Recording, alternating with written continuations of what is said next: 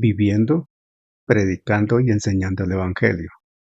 En desarrollo de la misión de Dios, Ministerio Verdad y Fe presenta la siguiente enseñanza con la presencia viva y eficaz del Espíritu Santo. Que la gracia esté en su vida y deje una semilla viva en su corazón. Muy buenas noches para todos. Para las personas que nos están viendo, nos verán, nos escucharán. También un saludo. Seguimos hablando de equipados para crecer. Y esa es la enseñanza 17. Y seguimos concentrados en un segmento de 7 verdades. Y empezamos hoy la última parte de este segmento. Un Dios y Padre de todos. Vamos a hablar de un Dios y Padre de todos. Pero quiero invitarlos a que vayamos a Efesios, que es el lugar donde estamos tomando el fundamento bíblico para desarrollar esta enseñanza. Que les comento, inicialmente pensaba que iban a ser 3 o 4 jueves, y ya llevamos 17. Solo Dios sabe por qué uno lo empieza a desarrollar y a conducirlo de esa manera. Y dice aquí en Efesios 4, voy a leer del 3 al 6. Nos ponemos en pie, por favor, en lo posible. Leemos la palabra en el nombre del Padre, del Hijo y del Espíritu Santo. Efesios capítulo 4, verso 3. Dice la Escritura en estos términos: solícitos en guardar la unidad del Espíritu en el vínculo de la paz. Un cuerpo y un espíritu, como fuisteis también llamados en una misma esperanza de vuestra vocación. Un Señor, una fe, un bautismo, un Dios y Padre de todos, el cual es sobre todos y por todos y en todos. Amén. Amén. Le pido el favor a mi esposa que esté orando, porque todos necesitamos de la oración y de la gracia del Señor para recibir lo que Él ha deseado enviar. Señor, te damos gracias, Padre bueno, porque Señor, tu palabra nunca vuelve vacía y cumple el propósito para el cual ha sido enviada. Tú sabes, Señor, de que tenemos necesidad. Te pedimos, Señor, en esta noche que traigas palabra rema, palabra revelada, que coloques espíritu de sabiduría e inteligencia espiritual para que podamos comprender tu voluntad para nuestras vidas. Y sabemos, Señor, que tu voluntad es buena, es agradable y es perfecta.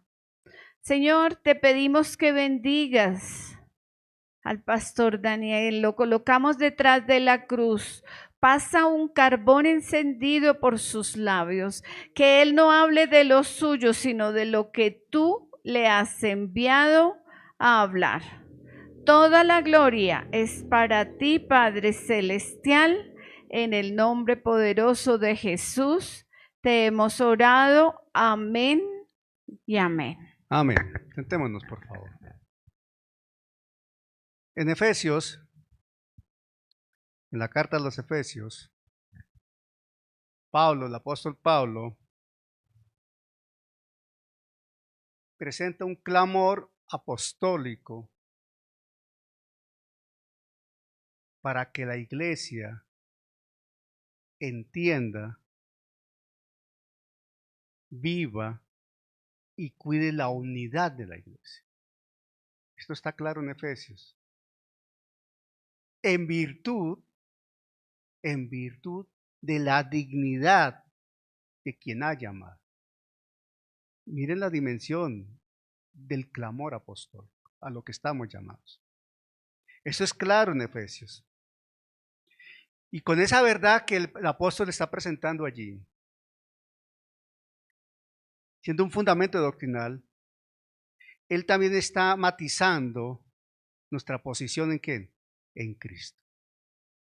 Nuestra posición en Cristo se enriquece sustancialmente, ¿por qué? Por esa unidad justamente. Si esa unidad no existiera, no tendríamos posición en Cristo. Y Pablo, en ese encuentro con Cristo, entendió también la dimensión de quién es el Padre. ¿Quién es el Padre? Y cómo el Padre elige la redención del Hijo y cómo el Espíritu Santo sella y revela la obra de Cristo. Él argumenta y articula fe con conducta. Fe y creencia con comportamiento para poder mantener ¿qué? Esa unidad y reflejar esa unidad. Fíjese que el martes mi esposa hablaba del amor, ¿verdad?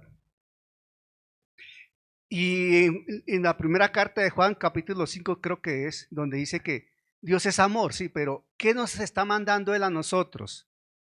Que nos manifestemos y que el mundo lo conozca a Él por nuestra conducta fluyendo en el amor de Él. Y este es uno de los mandamientos, porque dice Él que es un mandamiento nuevo, que os améis unos a otros. Pero asimismo, siendo un mandamiento nuevo, es una de las conductas más difíciles de desarrollar por cuenta del creyente. Indiscutiblemente, fluyendo en el amor de Dios.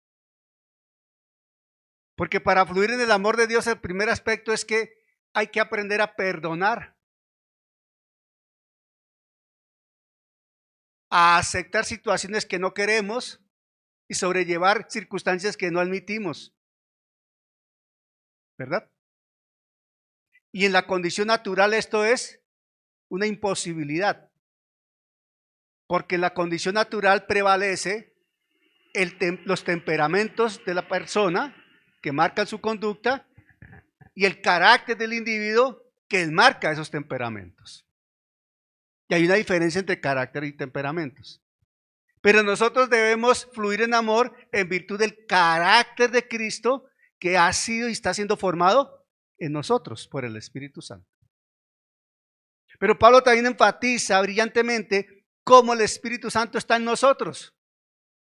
Y la gracia de Dios nos ha dotado, nos ha capacitado con el Espíritu Santo. ¿Para qué? Para poder justamente trabajar y fluir en ese amor, para brillar con esa unidad que debemos presentarle al mundo. Decía hace 8 días, creo, no sé cuándo, que si algo caracteriza a la iglesia a nivel general es que el mundo la ve dividida, ¿verdad? Por todos lados se ve dividida la iglesia, aún al interior de los concilios, aún al interior de las iglesias locales, aún al interior de las parejas pastorales, familias pastorales, hay divisiones y enfrentamientos. Y se evidencian. En los grupos de alabanza muchas veces hay diferencias, en el liderazgo hay diferencias, entre los pastores y líderes hay diferencias, y entre los hermanos hay diferencias. Y la iglesia como tal tiene diferencias, y evidencian esto y lo trasladan afuera, se evidencia afuera. Entonces no se está cumpliendo el mandato nuevo, porque fluir en amor implica que se deben superar esas diferencias. Y todos tenemos ese reto por delante, porque es un reto que tenemos como creyentes de entender la necesidad de fluir en amor superando esas diferencias. Es un reto personal que cada uno de nosotros tenemos. Así de sencillo. Entonces la vida cristiana hay que entenderla que no es un esfuerzo por ganar el favor divino. Nosotros no hacemos esfuerzo por ganar el favor divino, no. Sino que nosotros damos una respuesta natural y agradecida a una obra de gracia y de amor. ¿Verdad? Nuestra conducta debe reconocer la gracia del Señor y agradecer la gracia del Señor. Eso es fluir en amor justamente. Entonces, Pablo está esencialmente manifestando que al fluir en esa gracia, en ese amor los creyentes deben proyectar ¿qué? Una verdad posicional. ¿Una verdad qué? Posicional. ¿En quién? En Cristo. Y la verdad posicional en Cristo nos marca una manera de vivir, necesariamente. La identidad en Cristo y con Cristo nos demanda una manera de vivir y de conducirnos, necesariamente. Porque es una expresión externa de esa verdad interna espiritual en la que estamos nosotros. Porque no es un capricho nuestro, es una realidad y una verdad desde el momento que nacimos de nuevo. Estamos en Cristo. Pero muchas veces nuestras conductas son distantes de esa condición y esa posición. A veces uno ni se acuerda que está en Cristo. Actúa y dice cosas y, oiga, pero usted, ¿qué es, hermano? Al fin, ¿qué es? Es más, no, parece broma, pero no. Hay muchos pastores que de esto no hablan ni jota, hermano. Hay muchos creyentes que esto no lo desconocen.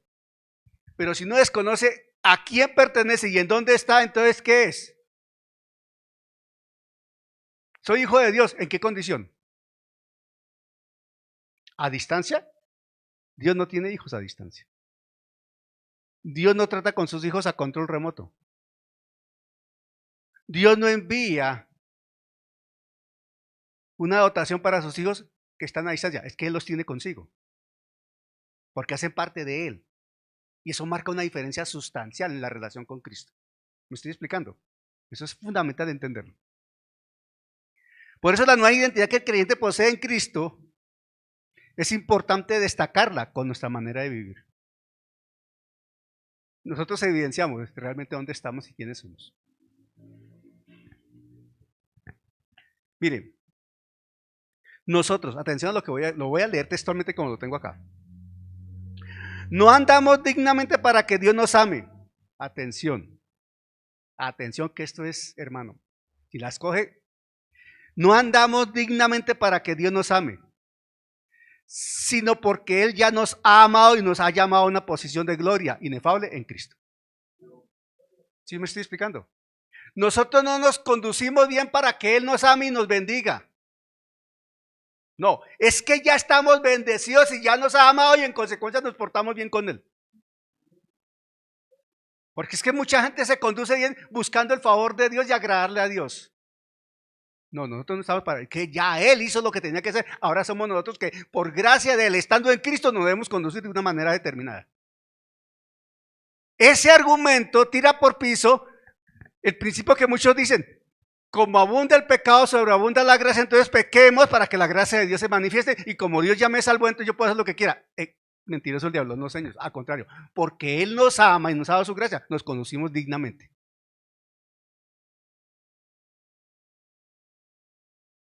Esto es interesante en tenerlo en cuenta, porque si esto no se tiene claro, no puede hablarse de unidad. Y eso es lo que enfatiza Pablo en esta carta a los Efesios. Y he empezado por aquí para recordar lo de la unidad, porque vamos a hablar de un Dios y Padre de todos. Y cuando habla de un Dios y Padre de todos, pero habla de un Dios,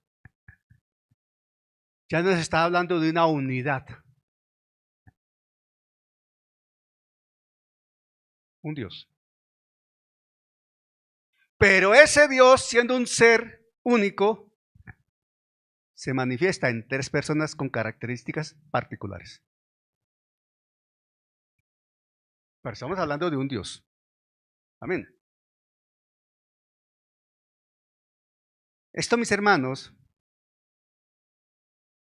hay que tener claro que Dios se manifiesta en una clara Trinidad. Y para hablar de un Dios y Padre de todos, necesitamos tener clara la Trinidad. Clarísimo. Mire, estas afirmaciones que Pablo presenta ahí en Efesios 4, del 3 al 6 que leemos nosotros, Cuando le hemos estado desglosando, está manifiesta ¿qué? La Trinidad, claramente, ¿verdad? Eso no es arbitrario, es una estructura que Dios ha establecido en su enseñanza doctrinal para expresar lo que es Él, una Trinidad. Las personas de la Trinidad, en torno a las personas de la Trinidad. Y así es como Dios se presenta ante el hombre y se revela ante el hombre.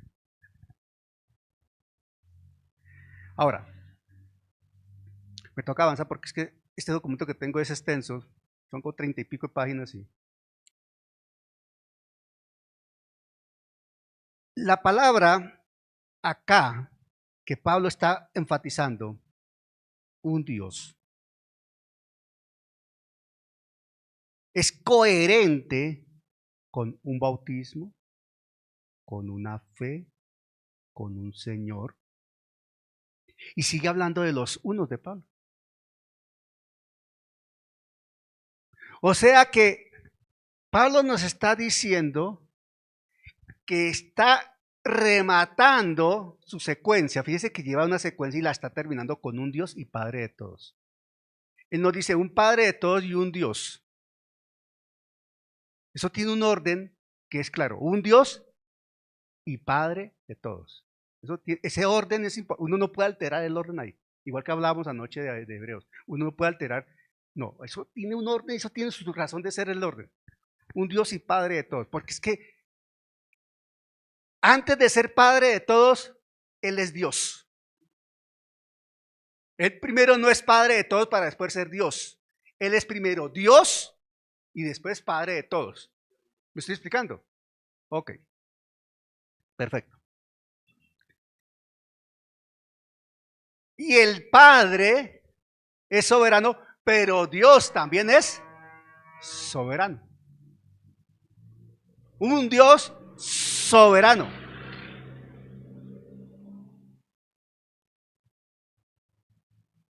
La confesión alcanza su clímax en la primera persona de la deidad. El Padre, sí. Pero hay un Dios y Padre de todos. Y allí está la fuente sustentadora de la verdad bíblica. Un Dios y Padre de todos. Un Dios y Padre de todos.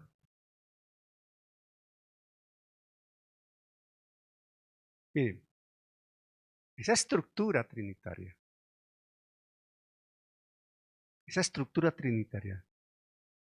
está presentando una unidad única, no es redundancia, una unidad única, exclusiva, perfecta y eterna, que solo la presenta Dios. En ningún otro lugar se encuentra. ¿Está claro eso? Y empiezo a desarrollar esto. Un Dios. Cuando se habla de un Dios, necesitamos, para entender lo que Pablo está presentando aquí en Efesios, necesitamos irnos a la Escritura y entender el contexto de la Escritura de cómo presenta a un Dios.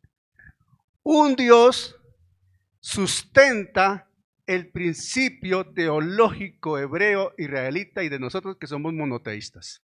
Nosotros no somos politeístas. ¿Por qué? Porque mucha gente dice que nosotros somos politeístas. ¿Sabían ustedes eso? Porque hablamos de un Dios Padre, un Dios Hijo y un Dios Espíritu Santo. Hay gente que dice que somos politeístas, que tenemos 3 dioses, un Dios Padre, un Dios Hijo y un Dios Espíritu Santo.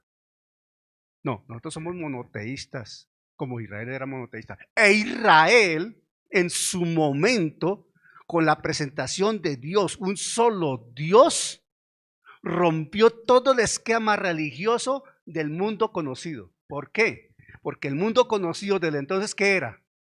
Politeísta. Habían dioses para todo. ¿Cuántos dioses tenía Egipto? Cualquier cantidad de dioses. Babilonia, cualquier cantidad de deidades. Y así por eso tenían deidades. Y para rematar una perla, cuando Pablo llegó a Atenas, ¿qué encontró? Un pedestal previsto para el Dios no conocido. Por si las moscas nos falta un Dios, ahí está. Eso cuenta la misma palabra, ¿verdad? Pero también habla de la unicidad, la unidad específica del Dios, exclusiva de Dios, en la naturaleza de Dios, en la esencia de Dios, en la realidad de Dios, en la eternidad de Dios.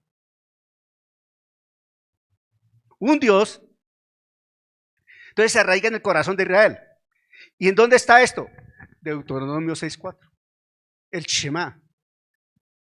La declaración que todo niño conoce desde que tiene capacidad ya de hablar, se le enseña en Israel esto. Hoy día lo siguen enseñando.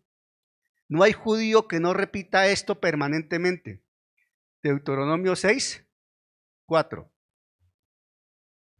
Oye Israel, Jehová nuestro Dios, Jehová uno es. Oye Israel, Jehová nuestro Dios, Jehová uno es. De ese Dios es que toma referencia Pablo aquí en Efesios 4. Un Dios. Amén. Lo que ya está ahí en Deuteronomio 6:4. Oye Israel, Jehová nuestro Dios, Jehová uno es. Desde el hebreo, claramente marca uno.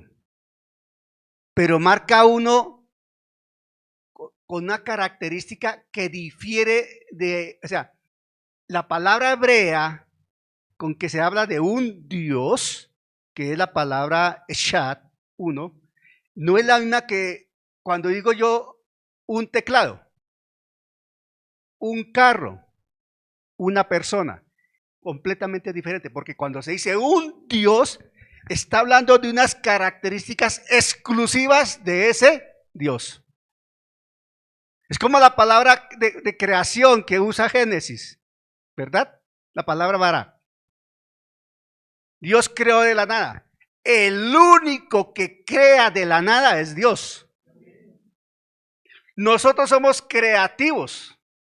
Un hombre puede hacer muchas cosas, ¿verdad? En su creatividad, en su ciencia. Pero el que crea de la nada con el poder de su palabra es Dios, acabó. Por eso el verbo barak de creación es exclusiva en la aplicación para Dios. Aquí, cuando habla de un Dios, esa palabra es exclusiva en la aplicación para Dios. Porque es exclusivo de Él, no hay otro igual. Y habla de una unidad absoluta con unas particularidades únicas de Dios que difiere completamente, absolutamente de una unidad compuesta cuando hablan de varias personas unidas. ¿Me estoy explicando? Ejemplo, el matrimonio. Dios une a Henry con Blanca Zoraida en el matrimonio. La palabra dice que los dos eran una misma carne, pero esa unidad es compuesta porque son dos seres. ¿Me estoy explicando? Son dos seres, son dos personas. Pero Dios es un solo ser, una sola esencia, una sola naturaleza, una sola eternidad, una sola realidad. Eso está claro. Ese es un Dios. Perfecto. Ahora,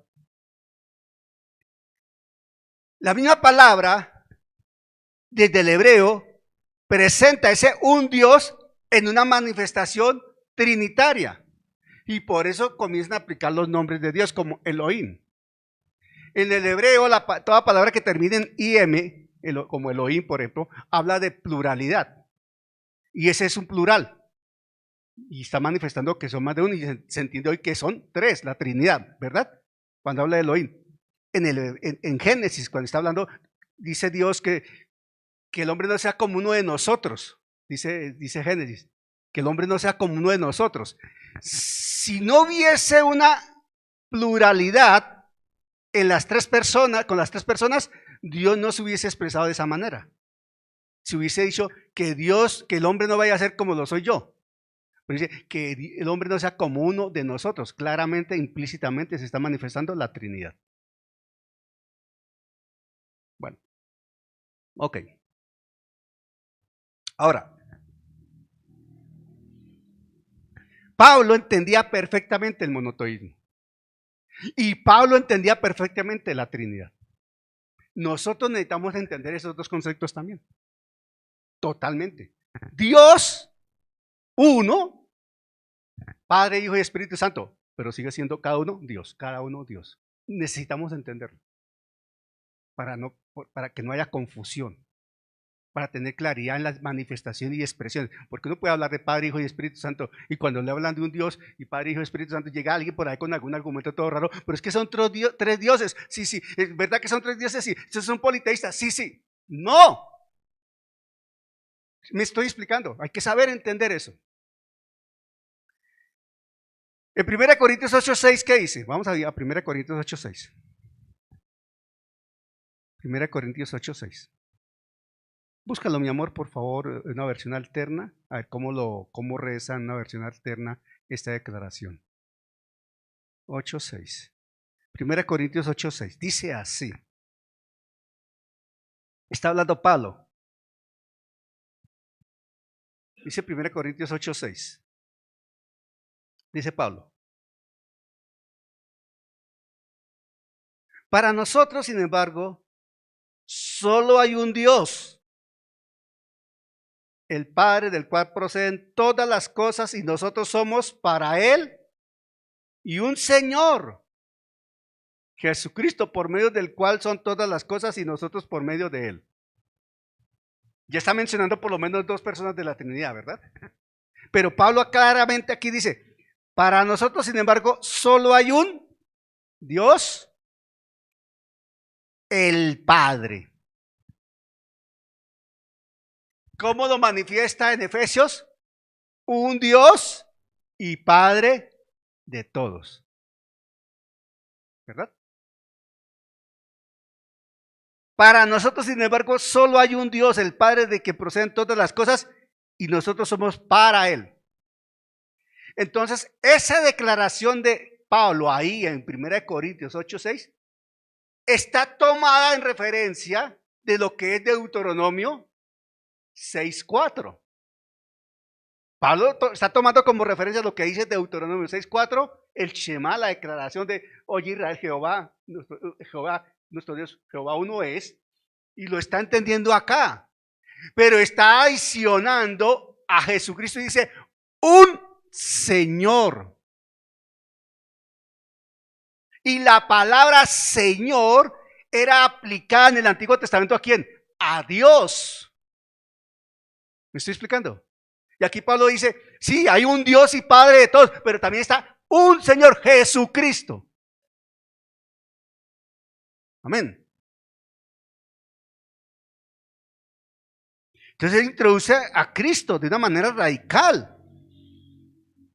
Y de por medio de cuál son todas las cosas.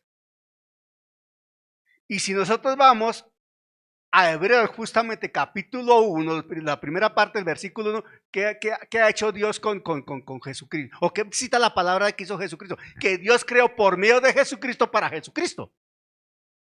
Pero también señala que Jesucristo tiene la misma sustancia, naturaleza y esencia ¿de quién? De Dios. Lo que también dice Colosenses, ¿verdad? Ok.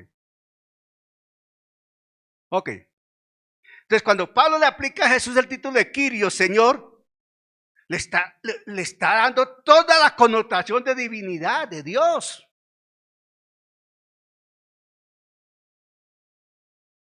Y está ahí dándole un respaldo total a la Trinidad. Y Pablo, cuando declara en Efesios 4:6 lo que hemos leído, está dentro de ese marco que él está presentando, que es coherente completamente desde el Antiguo Testamento. ¿Me estoy explicando? Un Dios y también como Padre, distinguiéndolo de un Señor. Y eso no está comprometiendo esa realidad de Dios. Un Dios sigue siendo Dios y Padre de todos. Esto es increíble, de verdad. Una vez yo hice una prédica, no sé si tú te acuerdas, mami. Hace muchos años hice una prédica sobre la paternidad de Dios. Es algo impresionante. Por ahí la debo tener guardada. Es algo impresionante. Hoy me estaba acordando de ello. y Padre de todos. Pero aquí hay que tener ya, entonces, cuando se habla de la paternidad de Dios, entonces ya toca tener varios cuidados. Atención. Dice, y Padre de todos. Entonces llega alguien y lo puede cogerlo a uno despistado y le dice a uno, lea Efesios 4:6. Un Dios y Padre de todos. Si ve, todos somos hijos de Dios. Ay, sí. ¿Se da cuenta? Ninguno se va a perder. Porque todos somos hijos de Dios. Dios, ¿cómo va a mandar al infierno a sus hijos? ¿Se da cuenta que todos se salvan? Porque Dios es amor. Ay, sí, yo no había caído en cuenta. Sí, usted tiene razón. ¡No! Por ahí no es. ¿Cómo dice esa parte que hablábamos de 1 Corintios 8:6? Similar, ¿verdad? Ok. No. Porque lo primero que aquí hay que relevar, destacar, cuando se habla de Padre, es que la expresión Padre, desde el Antiguo Testamento, es válida para Dios, sí. Pero, cuando dice Pablo, Padre de todos, está dándole la total y absoluta autoridad a Dios como creador. Entonces, Dios es Padre de todos por creación. ¿Me estoy explicando? Dios es Padre de todos por creación. Entonces yo un día le dije a alguien, dije, mire, Dios es Padre de todos por creación, ¿verdad? Sí. Entonces Dios es Padre hasta de mi gatito, del árbol, de todo lo que Él ha creado, porque es el creador. ¿Cómo así? A ver. Le dije. En la historia del automóvil, ¿quién se destaca en la historia del automóvil como la persona que revolucionó la industria del automóvil? Ah, pues Henry Ford, que tipo fue el que inventó la producción así en serie. ¿Y cómo le dicen a Henry Ford en virtudes? No, como el padre, porque lo inventó, ¿verdad? Lo creó, lo perfeccionó y de allá salió. Exacto. Dios es el Padre de todos por creación, porque Él creó todo. Y ahí está todo, todo es todo. Pero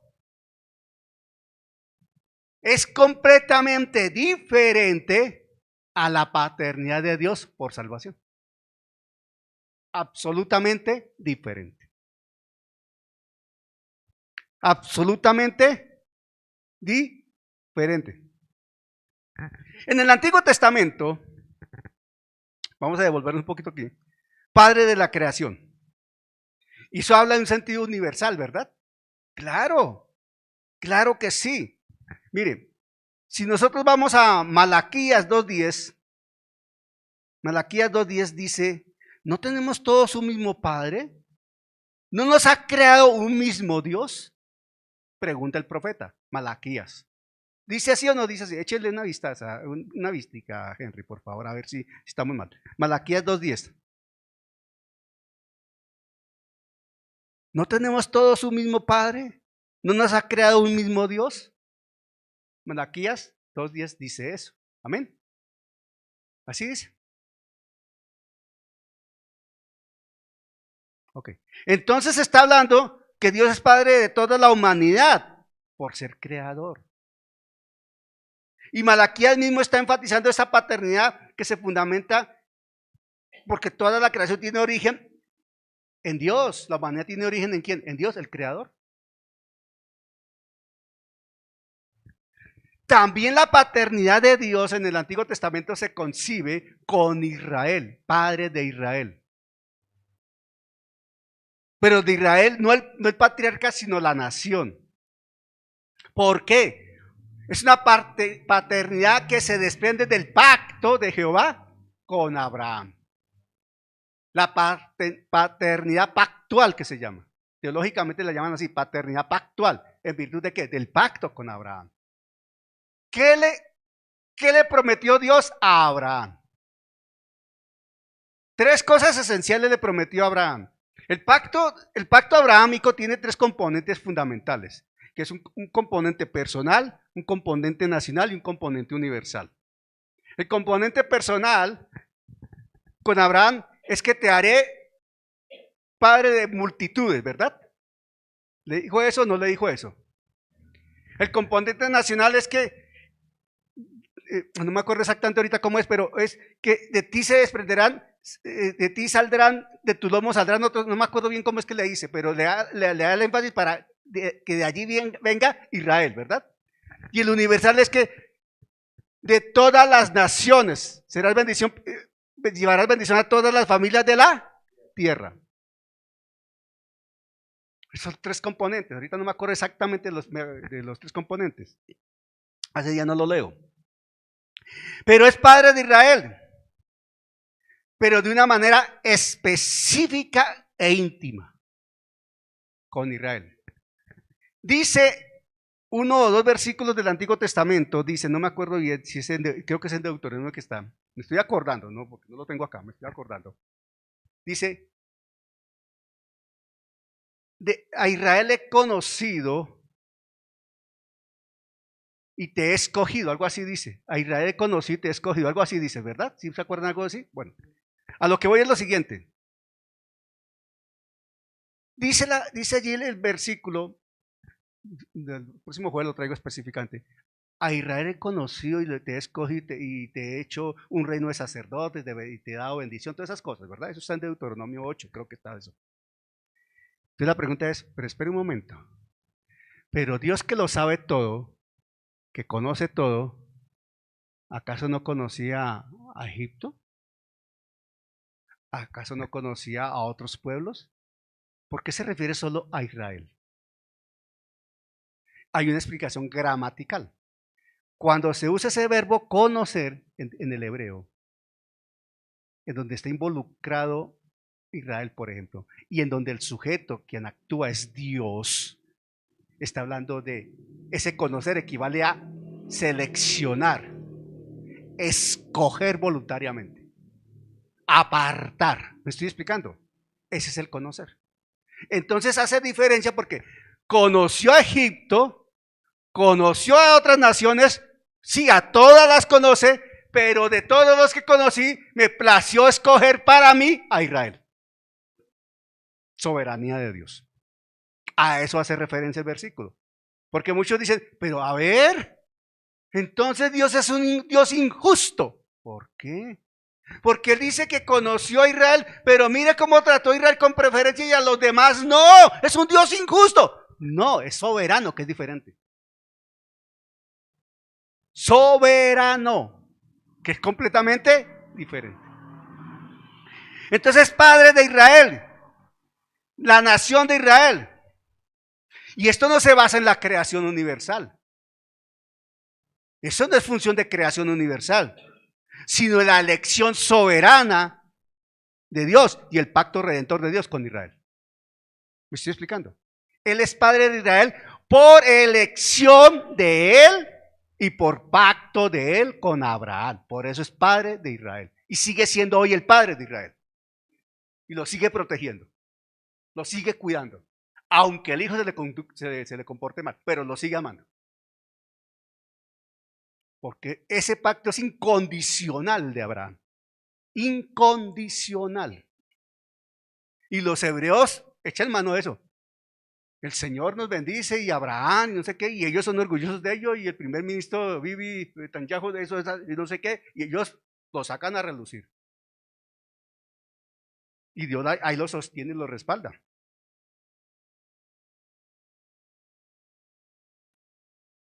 Ahora, mire que cuando se dio cuando el pueblo hebreo pasó el Mar Rojo, cuando estaba en ese proceso de liberación de Egipto, Éxodo 4:22, mire lo que dice. Éxodo 4:22, para confirmar lo que estamos hablando en este momento. Éxodo 4:22.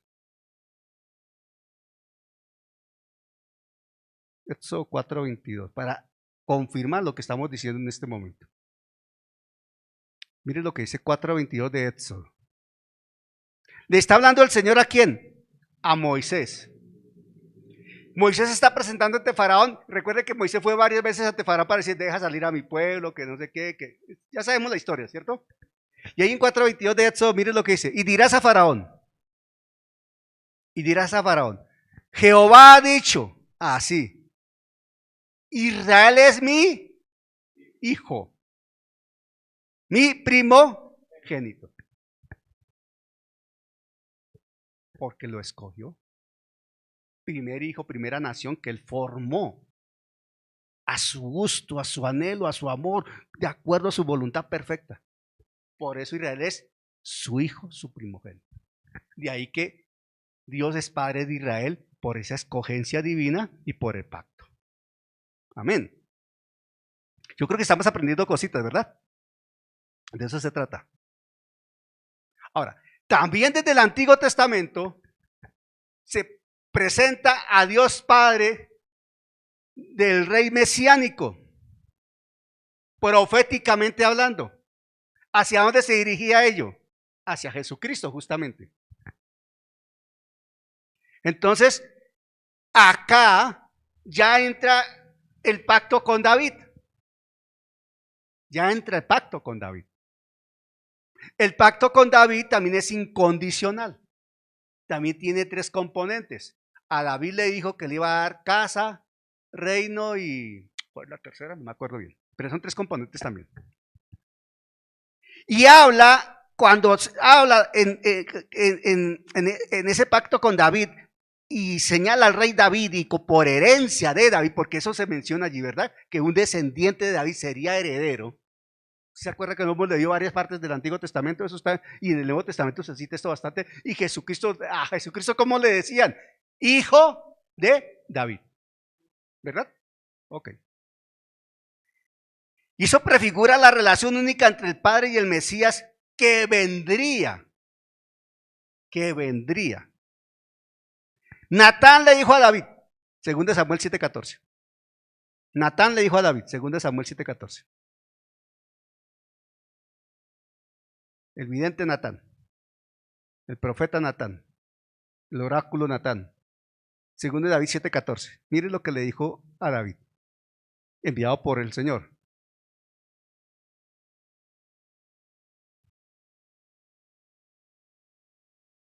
Voy a leerlo desde el 12. Voy a leerlo del 12 al 14. Dice así, 7:12 al 14. Le está hablando Natán a David lo que Dios le mandó a decir, ¿verdad? Y cuando tus días sean cumplidos y duermas con tus padres, quiere decir, cuando mueras, yo levantaré después de ti a uno de tu linaje, el cual procederá de tus entrañas y afirmaré su reino. Ahí se está refiriendo en ese momento a Salomón. En este momento aquí está hablando de Salomón. Porque el 13 lo confirma, Vicente. Él edificará casa a mi nombre y yo afirmaré para siempre el trono de su reino. Entonces, aquí ya hay un componente, aquí ya hay una profecía compuesta. Una parte se confirma con Salomón, pero también se aplica a Jesús. Porque ya está hablando de, y yo afirmaré para siempre. Pero ¿con quién empieza? Con Salomón. Yo le seré a él padre y él me será a mi hijo. Está hablando de Salomón. Ahí está citando a Salomón. Y si él hiciere mal, yo le castigaré con vara de hombres y con azotes de hijos de hombres. Se está refiriendo a Salomón. Pero, voy a leer el que dice, pero mi misericordia no se apartará de él como la aparté de Saúl, al cual quité de delante de ti. Y mire el 16, aprovechemos. Y será afirmada tu casa y tu reino para siempre delante de tu rostro, y tu trono será estable eternamente. Ahí ya está proféticamente hablando de la descendencia que es equivalente a la simiente de la mujer que se llama Jesucristo. Recuerden que las profecías pueden ser compuestas y se pueden dar en varias personas también. Aquí este es uno de esos casos. Amén. Y el Salmo 2.7, mire lo que dice el Salmo 2.7. Vamos a los salmos.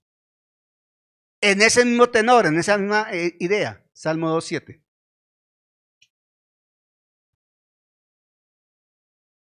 Vamos a ver si estoy bien. Creo que sí.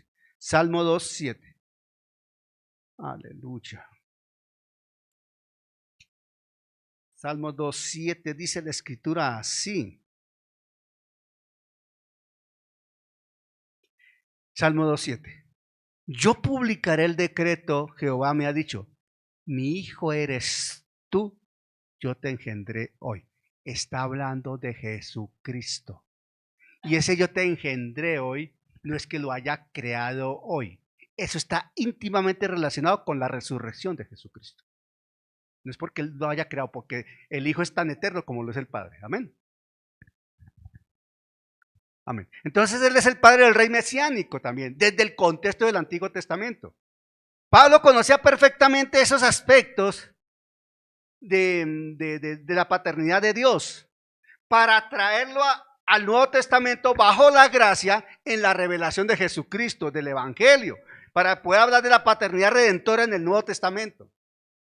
La paternidad redentora en el Nuevo Testamento, tema que vamos a dejar para dentro de 8 días porque no alcanzamos a desarrollar en este momento. La paternidad redentora en el Nuevo Testamento, donde está claramente vinculado Jesucristo, su obra en la cruz, etc. Amén. Pongámonos en pie, por favor.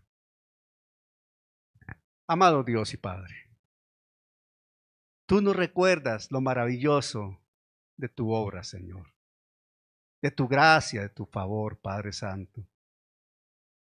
Nos deleitamos, Señor, al recordar, lo sabemos, sí, pero están que tú eres nuestro Padre. No solo por salvación, sino también por creación.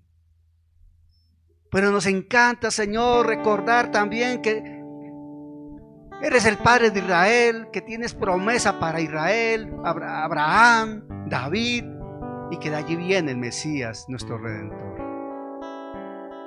Señor, un Dios y Padre de todos. Así dirigiste a Pablo para que escribiera en Efesios, un Dios y Padre de todos. Un único Dios, soberano, sublime, eterno, todopoderoso. Pero Padre de todos por creación, pero Padre de nosotros por salvación. Y somos honrados por haber sido escogidos por ti, Señor. Gracias, Padre, porque tu paternidad nos cobija, no solo por creación, sino por salvación. Nos has hecho parte tuya. Y esto no hay manera, Señor, de digerirlo en nuestra mente finita. Pero sí podemos decirte gracias. Gracias por ser nuestro Padre. Gracias porque nos has hecho tus hijos. Gracias porque nos permites decir ante ti, Abba Padre. Gracias, Señor, por amarnos a la dimensión de hacernos tus hijos. Es un amor perfecto el tuyo, pero distinto al de la creación convencional, porque somos tus hijos. Señor, ¿qué más podemos decir si no es gracias? Porque allí está expresado el especial amor que nos has tenido desde la eternidad. Padre, en el nombre de Jesús, gracias. Amén, amén, amén. Gracias por dejarte moldear por la preciosa mano del Señor, por la obra del Espíritu Santo. Gracias por recibir la semilla viva en tu corazón. Te esperamos en una próxima ocasión. Que el Señor te bendiga en gran manera.